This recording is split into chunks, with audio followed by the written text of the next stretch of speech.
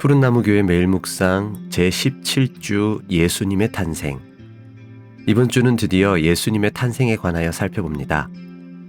책에서는 마태와 누가가 들려주는 예수님의 탄생 이야기라고 하지만 내용을 보면 누가복음 이야기만 있습니다. 그래서 아쉽긴 하지만 그래도 누가복음의 예수님의 탄생 전후 이야기가 또 가장 많기도 하니까요. 이번 한 주간 동안은 누가복음을 통해 예수님의 탄생 전후의 이야기를 살펴보겠습니다. 제17주차 주일 수태고지. 천사 가브리엘이 하나님의 보내심을 받아 갈릴리 나사렛이란 동네에 가서 요셉이라 하는 사람과 약혼한 처녀에게 이르니, 오늘은 먼저 천사가 나타나 마리아에게 임신할 것을 알려주는 수태고지를 살펴봅니다. 이 수태고지 장면은 사실 압달락과 매우 유사합니다. 그 세례 요한의 부모인 사가랴와 엘리사벳 이야기인데요. 일단 사가랴의 경우도 천사가 나타나 아내가 임신할 것을 알려줍니다. 근데 여기서 문제는 사가랴나 그의 아내 엘리사벳이나 모두 나이가 많아 아이를 낳기 어렵다는 문제인데요. 이것은 구약의 사라나 한나를 떠올리게 합니다. 그런데 19절을 보니 이 천사도 가브리엘이라고 합니다. 그러니까 마리아가 임신할 것을 알려준 그 천사와 같은 천사인 겁니다. 이런 점에서 이제 오늘 묵상 단락인 마리아가 임신할 것을 알려주는 수태고지의 의미를 생각할 수 있습니다. 우선 사가랴와 마리아의 차이입니다. 사가랴는 일단 제사장이요, 하나님 앞에 의인이며 율법에 흠이 없는 사람입니다. 그런데 마리아는 어떻습니까? 마리아는 나사렛에 사는 한 여성일 뿐입니다. 그러니까 사가랴는 예루살렘 성전의 제사장이요, 율법에 흠이 없는 남성이고, 마리아는 갈릴리 나사렛의 한 여성이면서 결혼도 하기 전에 임신한 율법을 어긴 여성입니다. 그러니까 유대인의 율법이라는 기준 또는 거룩이라는 기준에서 이 두 사람은 너무너무 차이가 나는 겁니다. 그런데 그 두 사람 모두에게 천사 가브리엘이 나타나 하나님께서 일하실 것을 말하는데 이때 두 사람의 반응이 다릅니다. 사가랴는 천사가 하는 말을 믿지 못합니다. 아니, 나도 우리 아내도 나이가 너무 많은데 무슨 아이를 낳습니까? 말이 되는 소리를 하세요. 이런 겁니다. 오늘날 우리는 아니 그래도 천사가 와서 말하면 그러려니 할 수 있지 않나요? 하겠지만 그건 우리 생각이고요. 아닌 건 아닌 거죠. 사가랴만 해도 지금 믿지 못하겠다고 하지 않습니까? 그런데 마리아는 어떻습니까? 38절을 보시면 주의 여종이오니 말씀대로 내게 이루어지이다 합니다. 사가랴는 아내 엘리사벳이 임신했다고 하면 좀 남사스러운 일일 수는 있지만 그렇다고 자기가 손해볼 일은 아닙니다. 하지만 마리아는 다릅니다.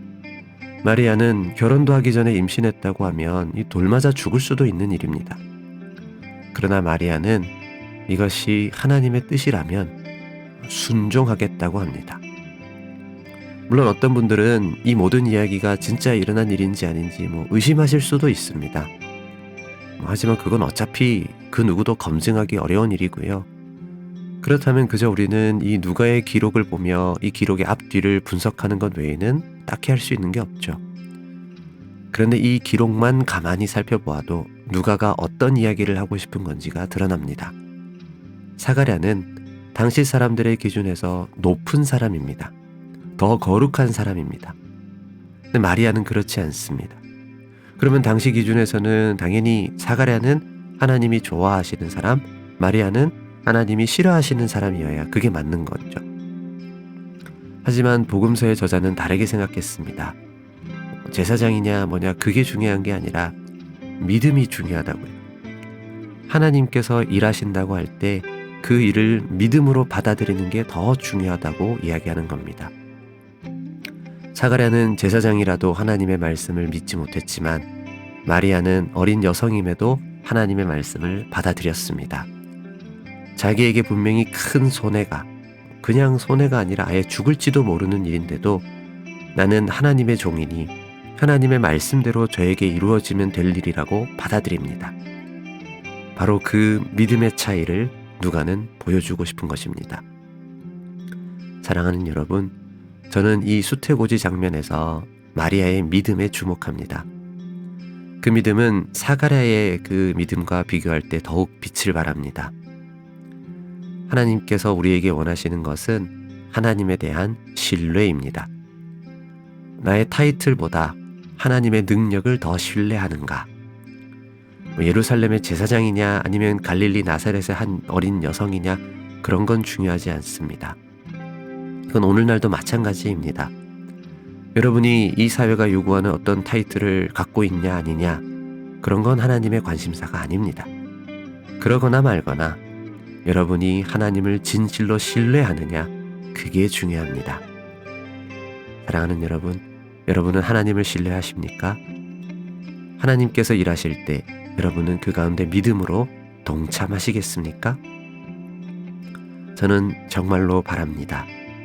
지금도 일하시는 그 하나님의 일하심 앞에 우리가 믿음으로 동참할 수 있길 바랍니다. 그냥 구경꾼이 되는 게 아니라 플레이어가 되길 바랍니다. 우리가 하나님을 신뢰할 때 저와 여러분 또한 지금 당장의 어떠한 상황에도 불구하고 하나님과 동행할 것입니다. 바라기는 지금 우리의 어떠한 상황에도 불구하고 하나님을 신뢰하길 바랍니다. 그리하여 저와 여러분에게도 하나님의 일하심이 드러나기를 바랍니다. 그렇게 우리 안에 일하실 하나님을 기대하며 함께 기도하겠습니다.